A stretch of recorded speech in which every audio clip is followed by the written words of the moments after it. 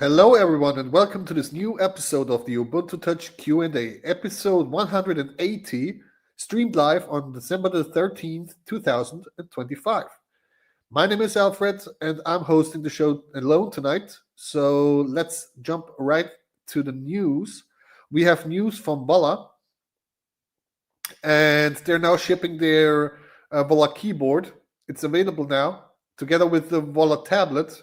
It shows Ubuntu Touch shows its full strength and potential, and also for their flagship model, the Volla Phone Quintus, Ubuntu Touch is now available with the multi-boot function, so you can dual boot between multiple operating systems on your device easily.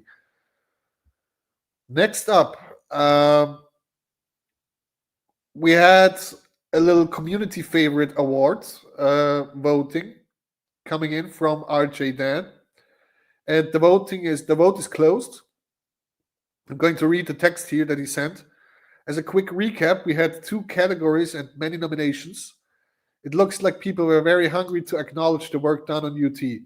For the community favorite app, we had 15 nominees. For the community favorite developer, we had 13 nominees.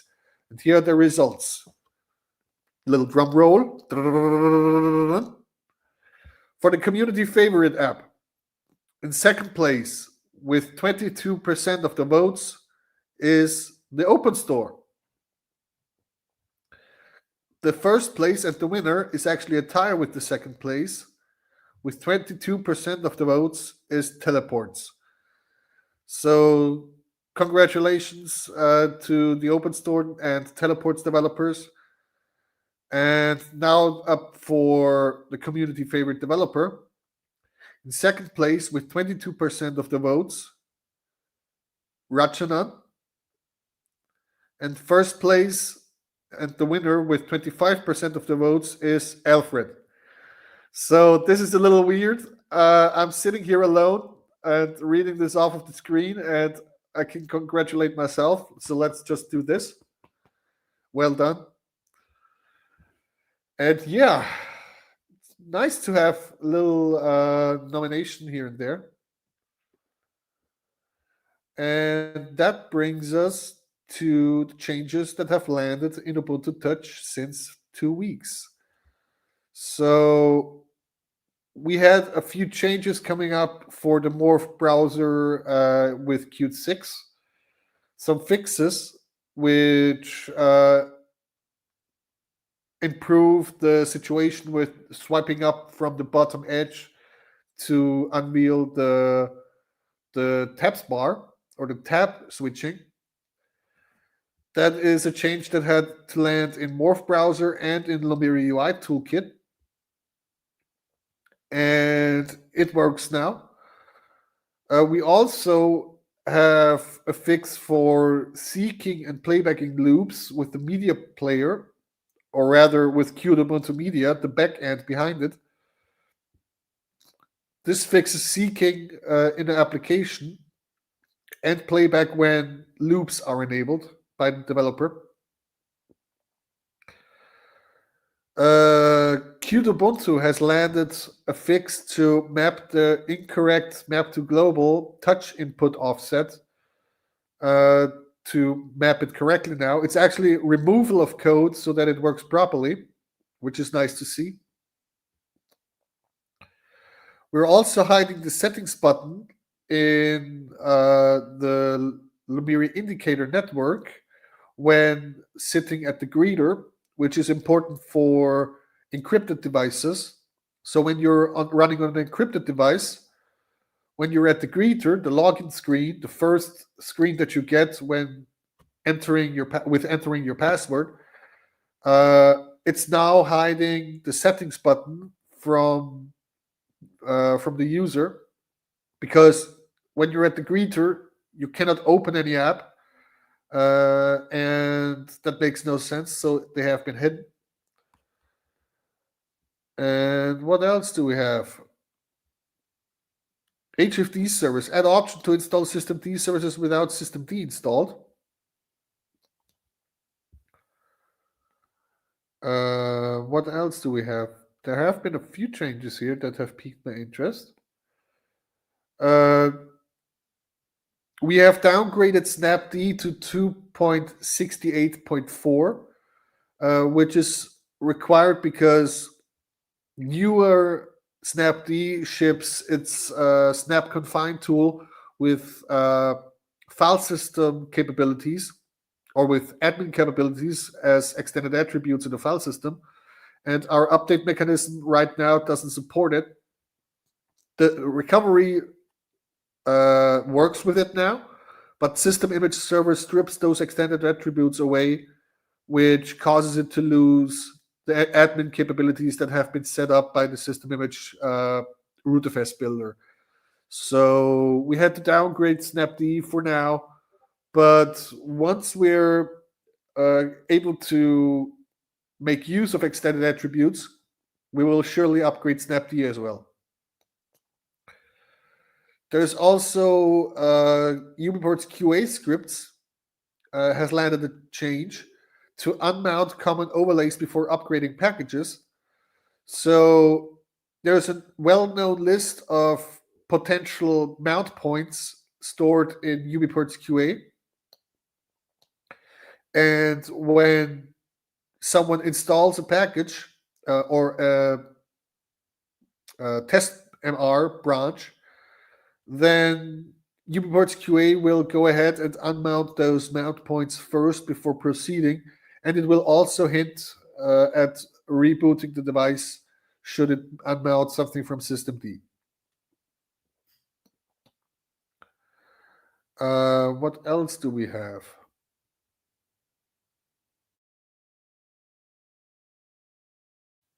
Lumiri app launch, which successfully show or allows to show Wayland apps and classic snaps as well. So for now, up until now, only X11 applications were listed in the app drawer, or those that also happened to have an X11 support in there. But now it's explicitly listing Wayland applications as well, and also classic snaps. So you can launch all the graphical applications that you might have installed on your device easily from the drawer.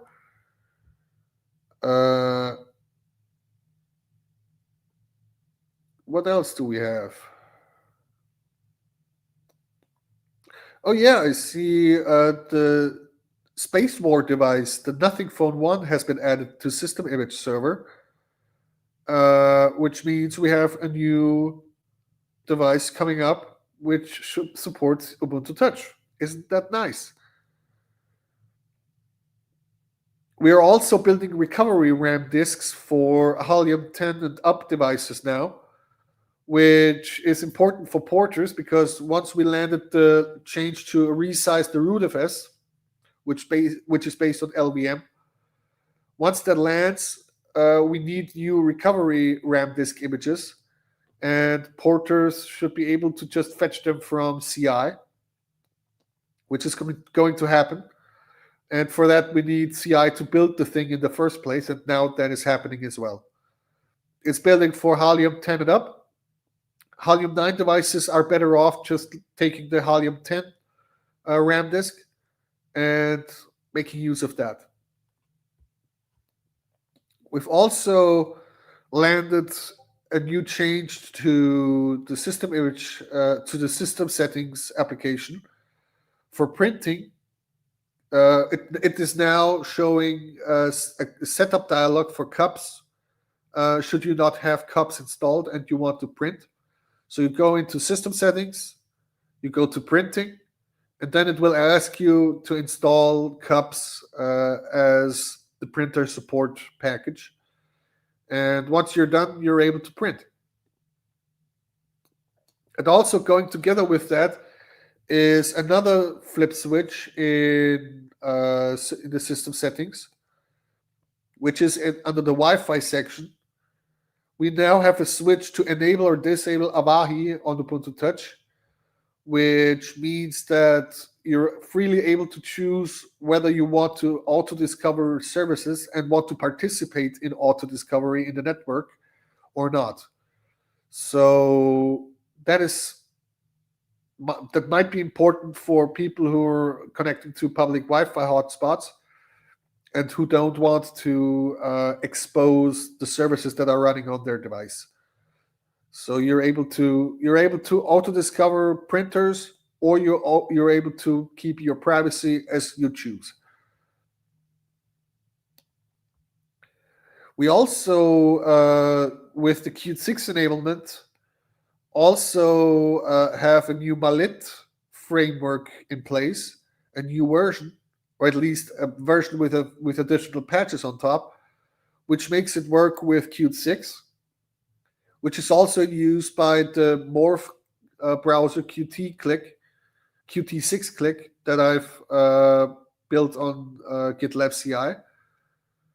And having that Malit plugin means that you're freely able to use the keyboard as it is, as you're used to, uh, on the Morph browser based on Qt 6. And we also had to install the Qt 5 package again because we forgot about that for a day, which meant that for a day people were not able to use the keyboard anymore. Sorry. It's been fixed and it's now available in the daily version of 2404-2.x. We've also added Evolution Data Server Lomiri to the seeds, which is another package that is required for, I suppose, for contact syncing and calendar syncing. We also re-added rsync because that one is needed for Halium 7.1 devices. So the good old Xperia X is now able to boot again because LexC Android config requires rsync to copy over some files from the RAM disk or into a directory. And that's working now. And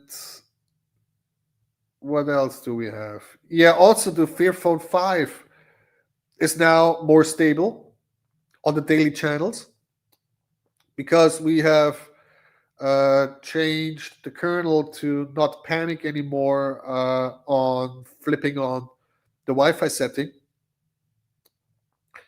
and also improvements to the occasionally happening jumping keyboard. So when you boot up the device, it sometimes just was jumping around. The keyboard was jumping around as if a fingerprint attempt was failing.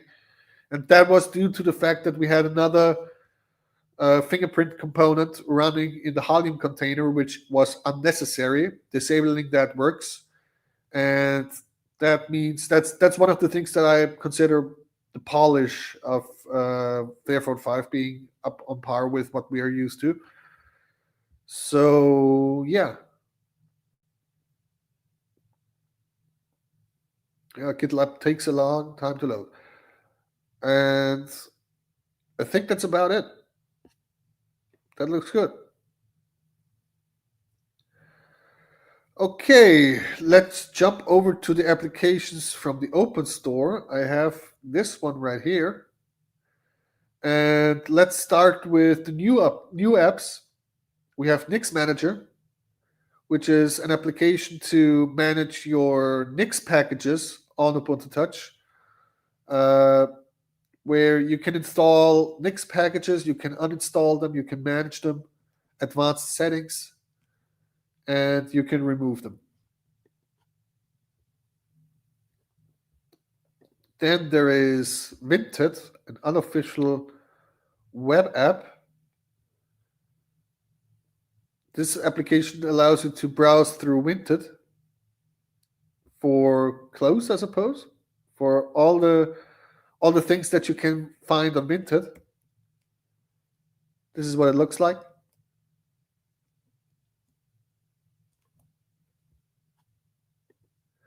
Okay.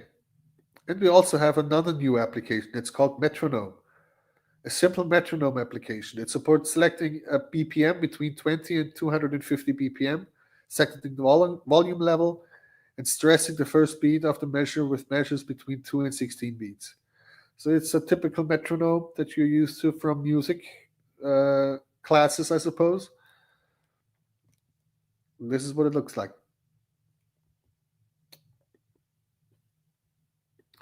Now to the updated apps. We have, oh my god, where there are so many applications and I don't know where to look for them.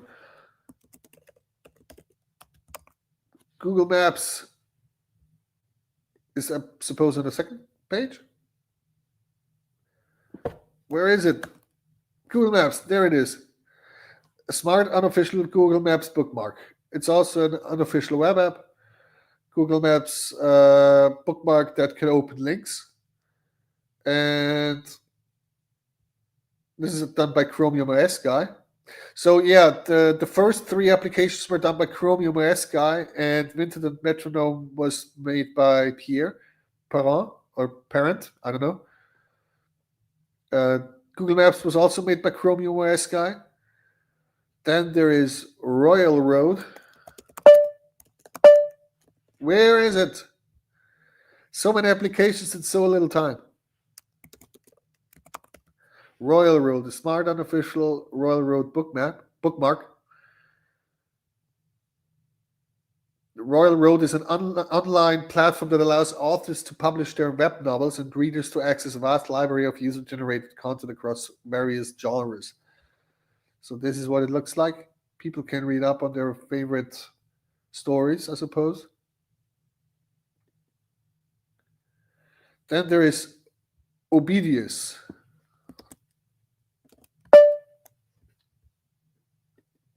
Oh my god, finding those applications is a hassle. We're actually at page 3. There are so many updated apps. I can't even find I cannot even find them. So let's just go ahead and read off the list. Ubedius by Chromium OS guy, and also Waves by Chromium OS guy have been updated. There is next up Ubuntu, a simple unofficial WAF ARM client for Ubuntu Touch. I have no idea what that is. Some features are still work in progress and do not work yet, despite being present in the UI. Okay, good to know. Then there is UT Translator by Leon. So WAF Ubuntu was done by JCM. Leon was working on UT Translator, which I suppose is on the second page. Or on the third page. Or on the fourth page. It's hard finding those applications sometimes. But that leads me to believe that we have a great collection now of applications that you can install on your Ubuntu Touch phone. KeyPass RX, done by Project Moon, has also been updated. And KeyPass RX is a KeyPass application to open your password database securely and also to edit it. Then there is Image Composer by Matthias Diamonds, which is sort of a phone, sort of like an editor for pictures, where you can stitch together images.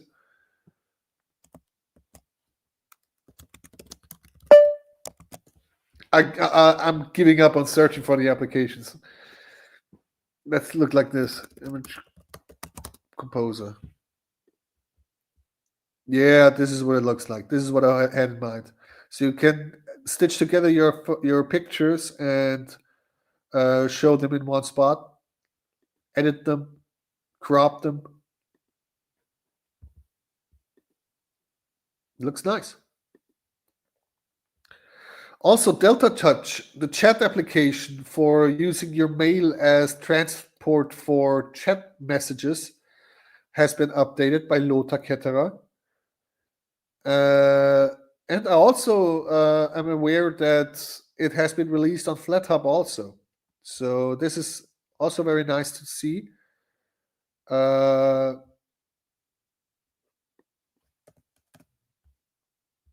Then let's see Signal UT by Pierre again.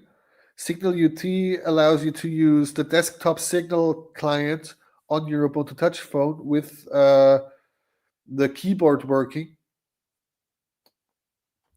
Then there's Home. which is a home screen for Ubuntu Touch. Looks nice. Even has a search bar for DuckDuckGo. And your weather widget. That's nice. Nymea app has been updated, which is your all-in-one solution for connecting your IoT devices together in your smart home or otherwise. And also, with our recent Avahi work, I suppose Nymea is also going to switch over to using Avahi for auto discovery of services in the network, which is a plus.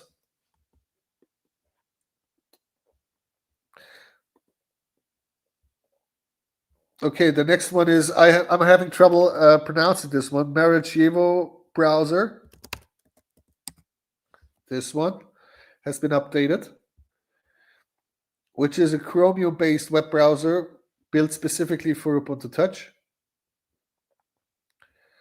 This is what it looks like. It even features Tor browsing as an option for those who want to stay private and hidden in the internet. Looks nice. Even works in multi-screen mode.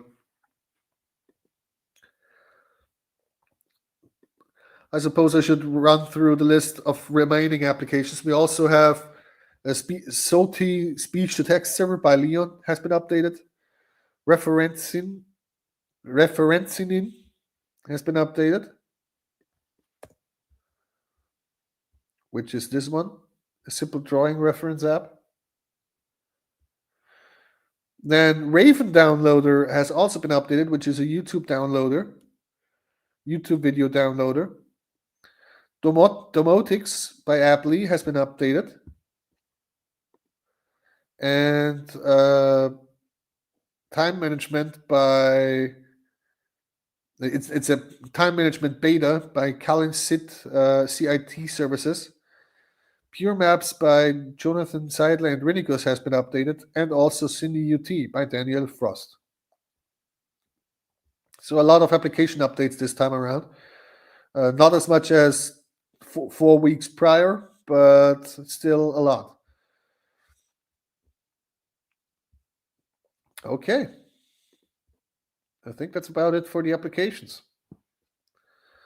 Now, it's time for the sponsors. And let's start with showing those sponsors in the screen. We are sponsored by Smooth, Voila, Pine64, OneStein, DigitalOcean, Netlify, Odoo Community Association, Private Internet Access, Gardner and Associates Consulting Inc., Tixia, GitLab, Cloudrun, CodeLutin, Gandhi.net, and Brex Technologies. Thanks to our sponsors, they keep us afloat, they help us staying around. And not only are they helping, we also have a bunch of patrons that are supporting us. And those are A. Thiel, Adam Havelka, Conspy, Heather Ellsworth, Hyman Stoffels, Jose Angeles Gura, JT, Caleb Clark, Kenneth Drew, Luigi311, Mr. T10001, Omegas, Rondarius, Spendierhose, and Xela Alex 1234. And also, we picked a few random 5 folks again. This time, Guru, Matthias Erbatiger, Berat, Goldie, and Marco Macht. So thanks for supporting us. And if you want to support us as well, head over to ubiports.com/donate, where you can find information on how to financially support us. And if you want to get something from the shop, which we also support, which we also have, head over to ubiports.com/shop and grab one of your favorite items like a Ubi plushie or a coffee mug, whatever. Thank you for your support. All right. So we have two questions coming in from the forum this time around. I'm going to start with Pierre's question. First, thank you for the constant improvements in Ubuntu Touch. It's getting better every month. I have a question about the upcoming upgrade of Morph Browser. When Morph Browser will be upgraded with Qt Web Engine 6, what will be impacted on day one? Will all the bookmark apps based on Web App Container be impacted? Will QML apps based on QML seen on containing a web engine view be impacted? During the app migration to the new Qt Web Engine and to Qt 6 altogether, will app developers be able to release two versions based on the capabilities of the system to make sure we can use or we can make use of the improvements of Qt 6 as soon as possible without breaking the app for the users that have not made the system upgrade yet? Thank you. So we have a multi-stage plan now for rolling out the Morph browser based on Qt 6. First, we're going to start with a click. That click will be solely shipping Morph browser as it is. It will only be usable by Morph browser. After that, we will try to resize the rootfs to increase the storage space.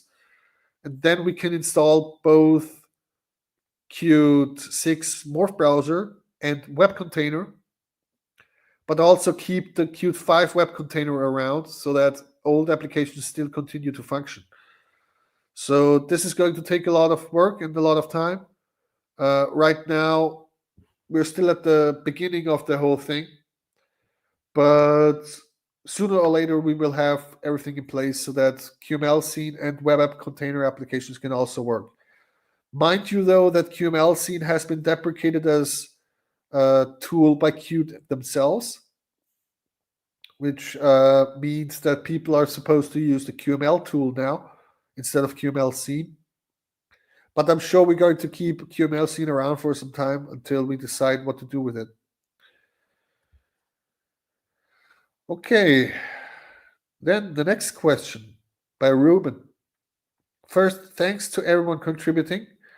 I had a question regarding copy and paste on UT. In my experience, for non-made for UT apps, such as Uvolve, Chromium for UT, or Libertine installed apps, when I copy text by swiping up the UT keyboard, this clipboard content is available inside that app, but not outside of that app.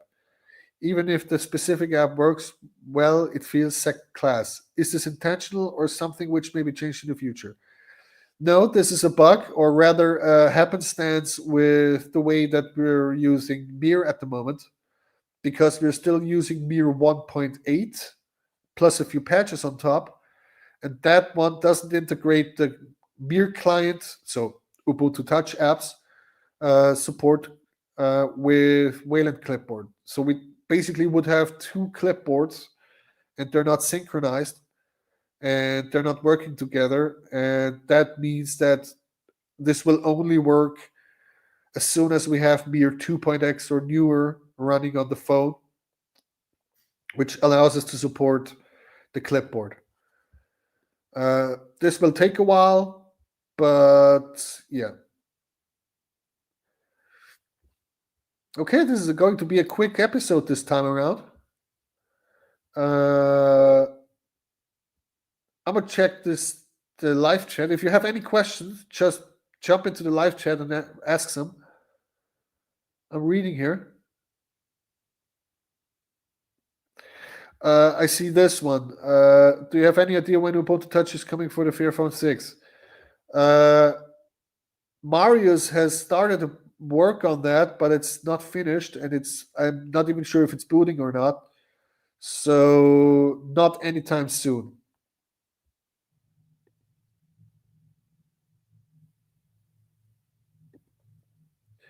Is there a list of Ubuntu Touch devices which have working 4G voice over LTE in some capacity, and for that matter, working 5G? I believe that the devices page does not showcase voice over LTE capabilities at the moment, but I personally think it should by now, because we have a lot of devices now running, or a handful of very capable devices with voice over LTE running.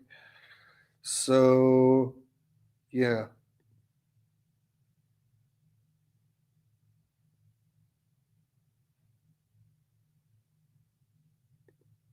This one. Will web or apps use the new Click Morph browser? I suppose no, because while we're going to include the web app container in the Click package, it's not going to be hooked up to be launched from the outside.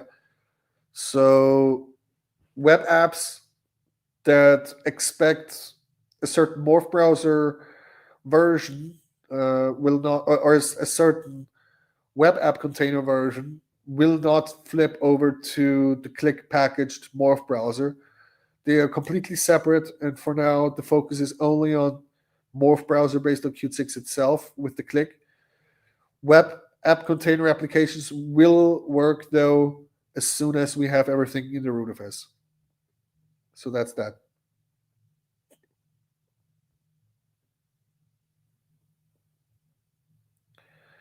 All right. Are there any questions? Further questions?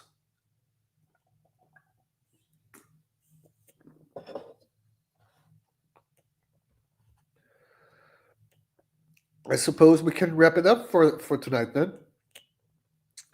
So thanks everyone for joining. It's been a pleasure.